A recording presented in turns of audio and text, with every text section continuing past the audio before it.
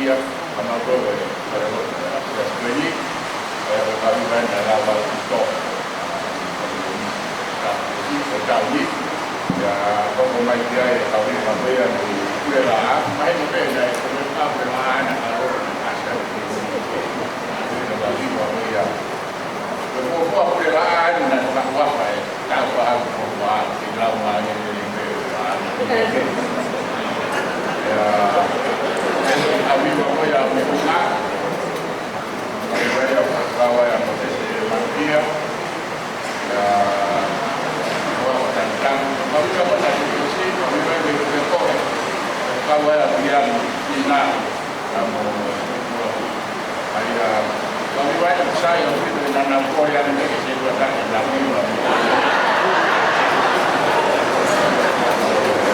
kami bawa ini ulang kami baiklah berkawan orang Mantia dan mana sampai di Begonia ini Palestina ya Iboya ya ya kalau kuliah di Amerika kuliah di kalau di Amerika ini macam kita kalau tapi luar ya itu untuk kawasan kalau di Amerika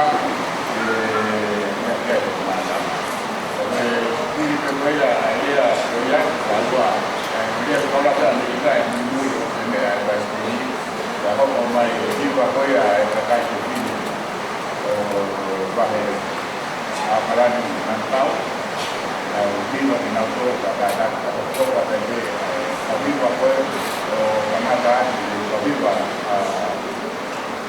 kuliah ini kadang kalau kerja dulu kalau baik kami buat ini tahu ayo kita kami ada semua kalau kami yang kuliah ya ambil baik kakak boy lawa be kakak boya dari ada itu mui kita pokok boleh ayah berbeda Australia pokok ada Amerika menua ada berbeda kakak kamu nggak boya ini lah boya berlawa ya kakak kamu kadang tahu kita tahu sudah kita ada sebulan kita tahu kakak kontak kita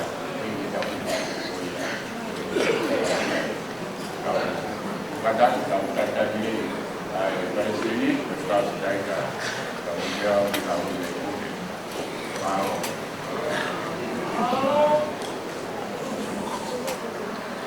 tapi tak jadi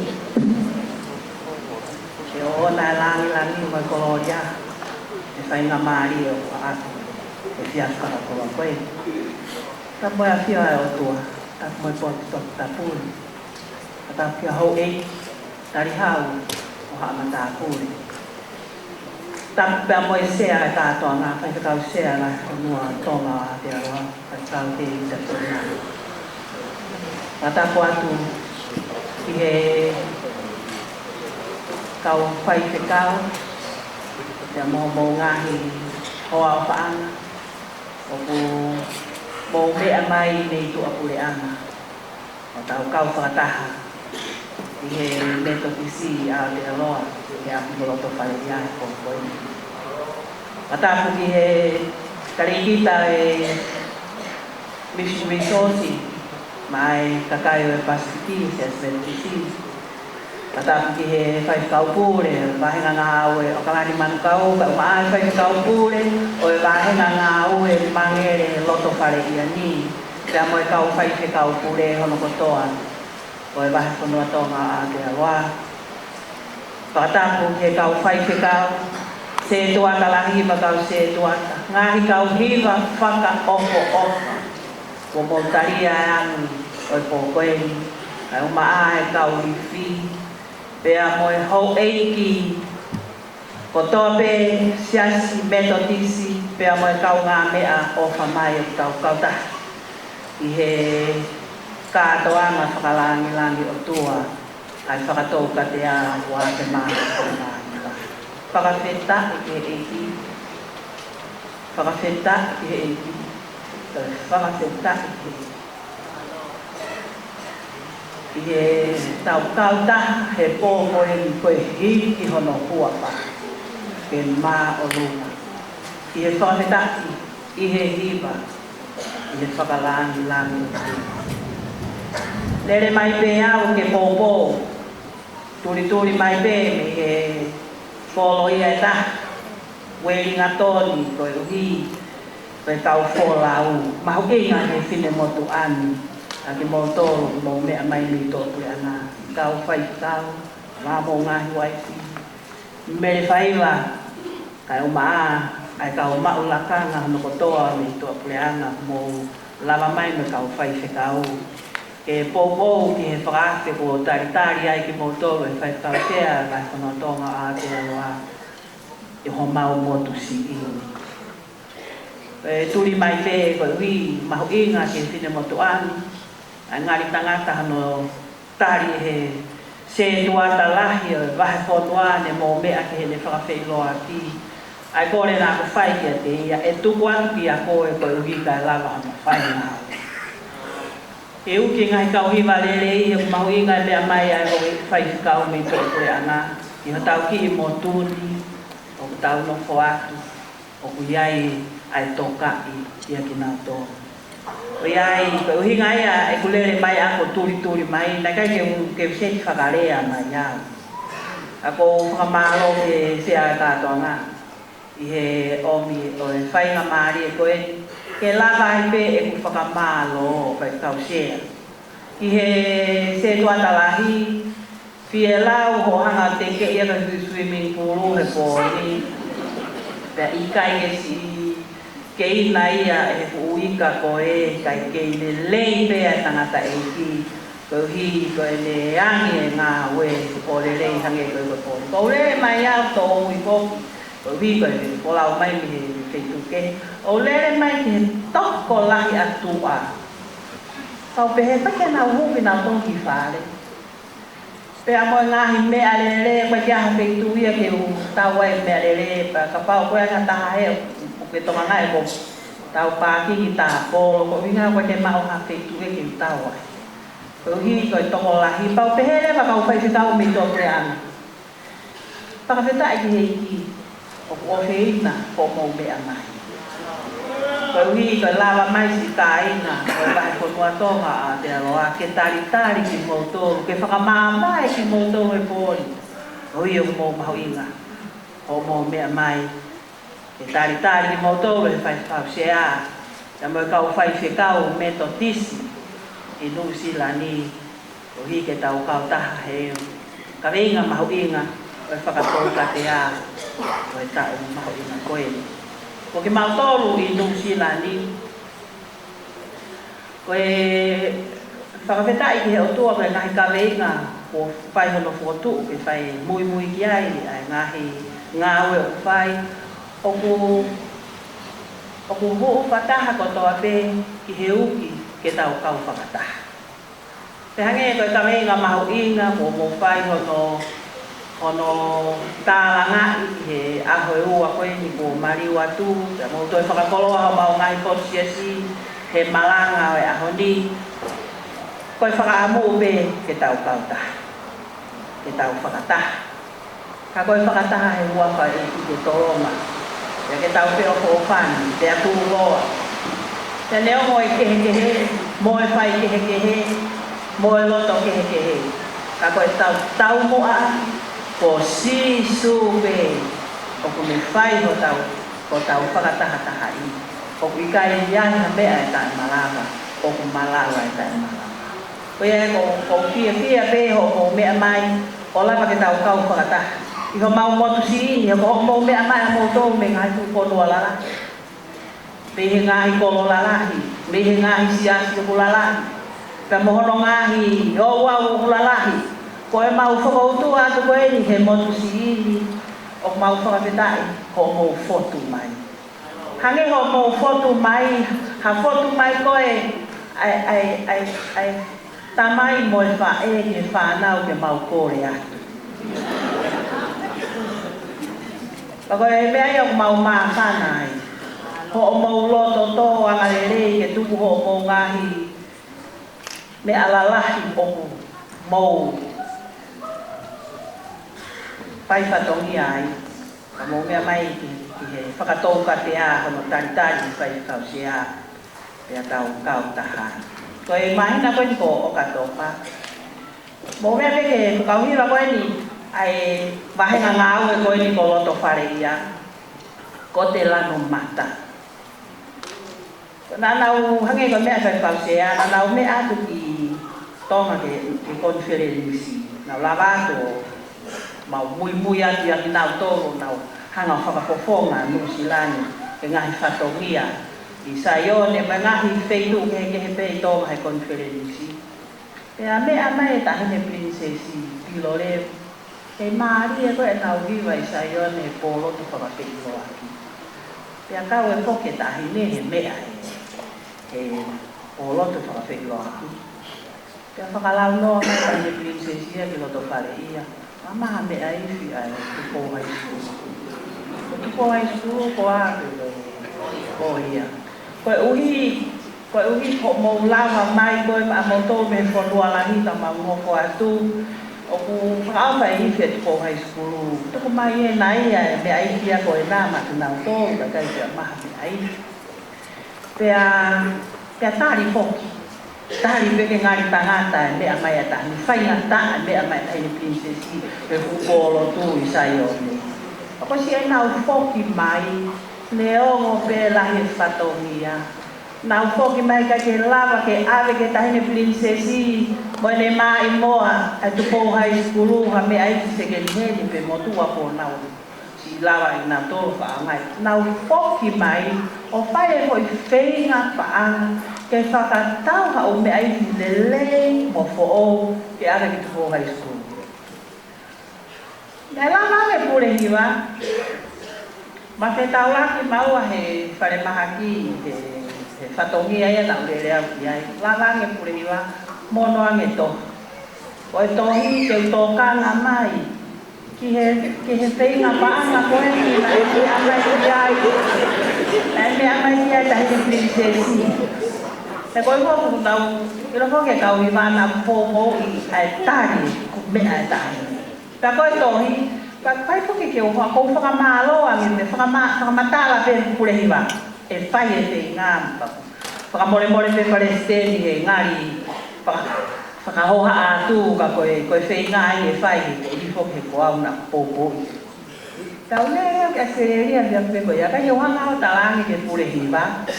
Ya koe lahi ko ke ane whai ke te mo e ki la. Si ngā loia i au ke utala ke to e tahki. Whanok whoki mai pea o mo na kai lava pe ia pe kukau e palestenia pe i kai. Ka koe kau hiwa e koe ni mo e mahenga ngā oi ki lava pe ia. Pako moi e wholaua moi mo e ume ai ki koe kumau ame ki tahini. Ke whakamanaku pe o ni kota. Ka koe uhinga e ku whakarea. O mo mea mai koe ni ke kau ni rāko e na wiwa maari honi. Tālo e ku whanoho he hiwa alo to whare ia. Te ke ai hako ante maloloa ko a mopa pehe. Au ki whiri pau pehe. Kai ka se e lahe mea ku hoko ko na uhiwa pehe ai. Tā koe koe uhinga hoki o koe pehe ki mea toi. Ki he ave koe ki tupo high school. Neo mo pehe ko toi ko mala. Kore atu ko pehe ko tua pehe ta whaake sea pau pehe tane ine i ke wawe mai e ku wakapuna koe uhi ke urere mai o taritari rere ki mo tō mo kore atu mo mana tui hoki kau wholau na urere whakau ki a seria he whatongia e taha e pui a siasi ki whatongia e taha ai si ingalo e nau tangi mai o ko urere mai aku o tangi atu ka kimoto Tokana mai ke si tupo high school. Ko ngai ala ya ki nau tolu na nau mo tonga high school na tolu. E ka ke nau tupo high ko mo tolu na tolu mo tupo high. Mo tokana mai o tupo mai ya kamea. Ke se tua talahi ke ave ke pure hiwa ke ne whakamore ia u pola o ki aseria kai whai e mau ki kumbana. He nea mo pe o toi u me ai la. Ka kei to e pe whatomia ke whakakakato. Pakoia ko Korea, kau Amerika. Australia. Hawaii. Ko ku kore. Nei ke ai no su pohi wa koe. Mo to kanga mai ke kore ke me a taine princesi ko ave ko alpe amoyo talange. Koe ni koe kai ke to ke ha me a taine princesi. Na lava mai mo ka pai ka mi America mo Hawaii mo Australia la. He koe ngahi fu fonu ala la hi a no mau ki mo tuni. Na lava mai o piki mai he fatongia ko to ai ko e ko famalo a ko kausia po o mi ho fai nga marie ko ulere mai ko se ni po ke be a mai kau hi vala la hi nga hi ma i moa a si ke he kore na fai pe na tai ke lava mai ke whakafono mo a loto whare ia ke tau e tau whakafotu ki tu apure ala pa ko ai ta koe uhinga ke mautokanga mai ke kakato e se te mea i vi ono upuha mea ke whakangingila o mea i te ngahi mea o ke i toe ka maulama o whakakakato mai ko o vatu mo i whakawhetai ke o tua whainga maari e koura pena e tupu he ha ule le muka ame i motu kokotu pea wake hake ho maumpo bao i tonga eiki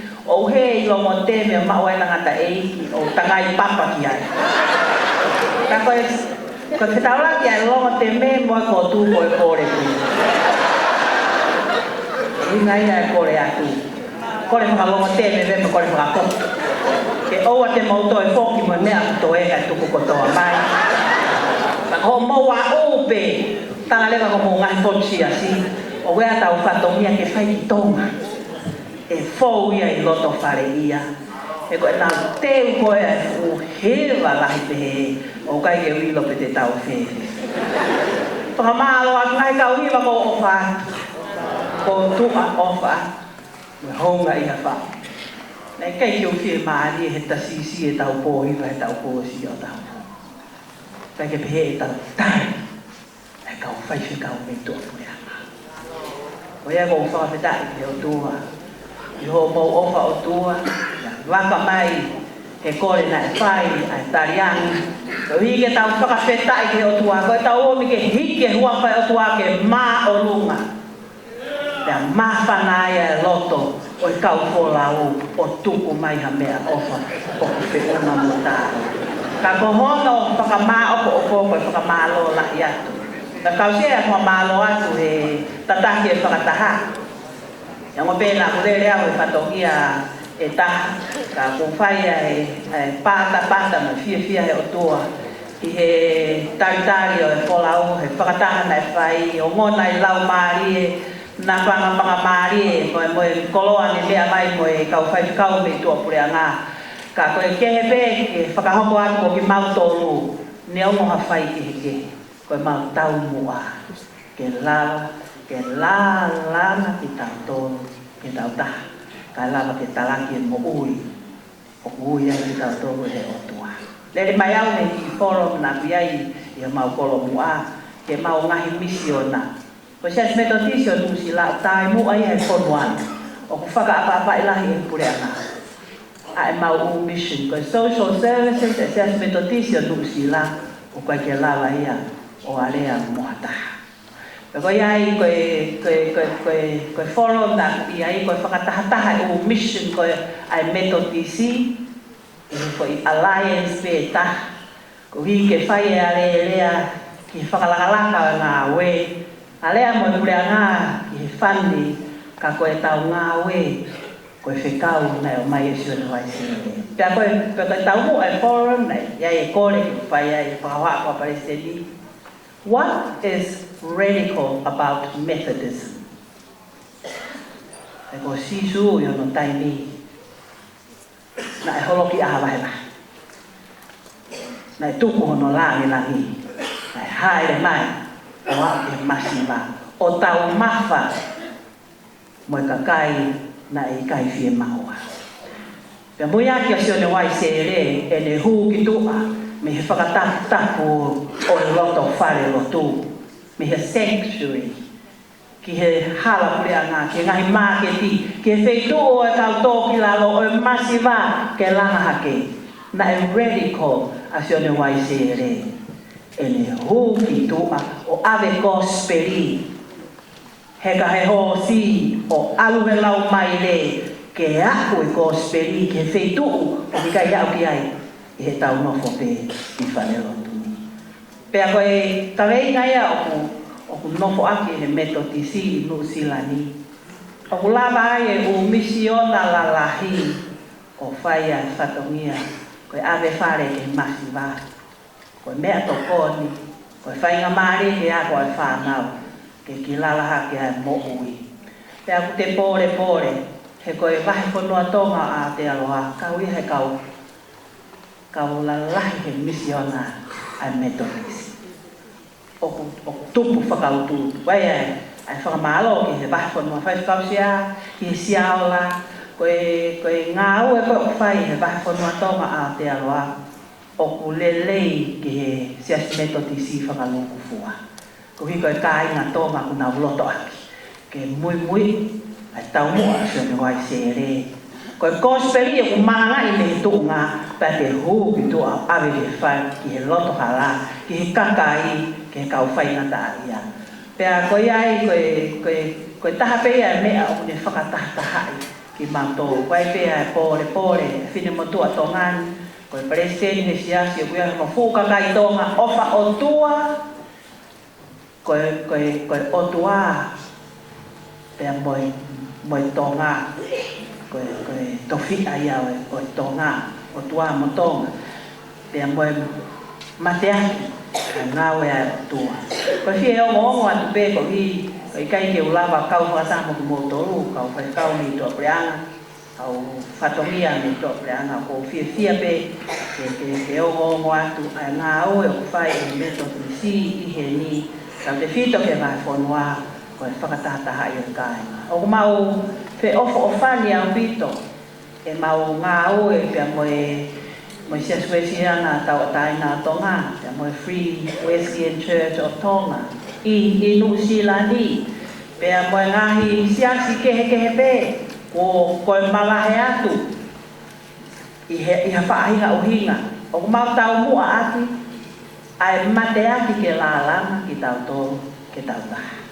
Pea o mau waku pe, o mau whenga pe ke atu, ki kakai kotoa ko mawahi, pe ko hakakai kotoa ko tau taha, koe whanau tama sionu wai se re, ke tau kau taha, i he ngā wei o e gospel. Koe ai fie kau atu ke kawenga mahuinga nai a motoru, ai growing together and living together. O whenā pasi pa moe kawenga sias metodisi o nusila, he tau eua koe ni o ku whaikatongi ai e ki motu ani, he tau hi. Koe lālanga ki tau tōru, ke tau taha, ke talaki mo. Weaving us together to proclaim life. Koe ai, uhinga ai pe, ai fie tau, mo whakalau no atu, ai ki te hina ke ngai tau kete, ke tuku mai hamea ki si whenga koe ni aloto whare ia ku whai. Ka kohono, koe hange pe, koe lau mai e tau ataina. Ke kau whakataha mo ti moto, i he kaweinga koea, koe tau unuaki ai lotu, mo tau kau whakataha, ke langi ai o tua. O kia e ngahi kau hiwa le lei he ni po, ko poke ko he ko, pa malo ke whai kau poke ko he ho langi tu a mai he hiwa. Ko poke ko he a kau ahi, ko koe ke kau ia he ngahi kau hiwa lalahi. Ka ko mawhana i whanawhana mai e se a, na e kore mai pia poke ko he. Kore kono ai a poke ko he. Kono ko whakamalo atu ke whai kau, ka maae, kau ki wā. He ko hi, tā koe o kai te hanga e sea o komiti hi wā ia, mo kau komiti o lau ki moutou de kau ki wā lalahi. Tā ko tui koe mea koe nea kau aahi me toa pule ana, pe koe ai hapu o ke stua pe he ia ko huo na u whare lo tui. Ange koe ana mo taku e moutou ki saione po. Tuhan bagi kau hiwa ngari toko si i moe fu orchestra whakatua kore ana. Ua ha mau mea pehe a meri. whameta koe tonga mounga ki he loto ia. Langi ai o tua. Malo atu ke ngai kauhiwa kono kato katoa. Malo ho mo tayani, malo ho mo ofa mai. O ke ai rewa mo kauhiwa o make. O toi pe pore ai a mene whaiwa.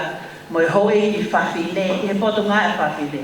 O mea hai e pare se i whakawhanua o e Women's Fellowship Ashes Methodist o New Zealand, ko Siniva, Mori, Vaitohi.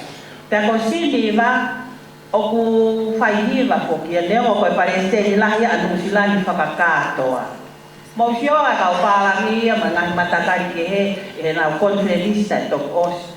Ta koe o taka whaihiwa e Palestini. Ka ku wangalele e Palestini e pōni e angi ai whaikausia mo se tuata lahi ke hiwa ai hiwa whakatahataha ai kakai pepine o Okalani Manukau. Pea kua utui au ia o kako Okalani Manukau pe.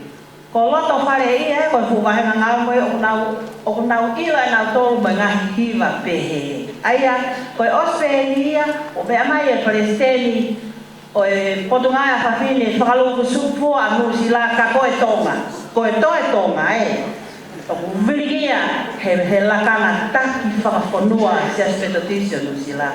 Koe kauhiwa whakatahataha e kakai whiwhine. O kai koe nau kāto ai. Nai whanonga, nai tāra pe e Palestini. Ngahi kauhiwa pe kou o siu e se toa talahi ke maulama mai. Ko mou kakai whiwhine pe o whafofonga. Koe nai toki o se mautariui wa September hen. Na e ke hawhaki e whakatahataha e hiwa kakai whiwhine. Koe ke lava ia ki contain e. Aia, o nau konga lahi e lava ke nau whakafofonga. Ai ui kua whai kausia mo se toa talahi. Ai hiwa whakatahataha e kakai whiwhine. Mau ngoi, mau lang ia, koe Palestini tonu. O whiohianga whawhine o Methodist Teneani, Motaki, a hiwa whakatahataha e kakai whiwhine. O okalahi atu anu moutou. Mo whakamore i au he talau hui atu, he kore atu. Ka koe kore asi ke lahi paito e pauke o mai. Maa lo atu. Ia ki moutou no kono kotoa. E tari e ani, bea mo e hiwa koe ni e whai, hoi ki whawhine mo nau parese ni o koe maalahi atu. Ko tui be mene whaiwa te ke whiwhi ai, ia ngā whakawhotunga kakai whiwhine. O hinga kotoa benga o ahi. I he huawha o tua ke whakalangi langi ho mo mea mai. No mātua o whai. Mara.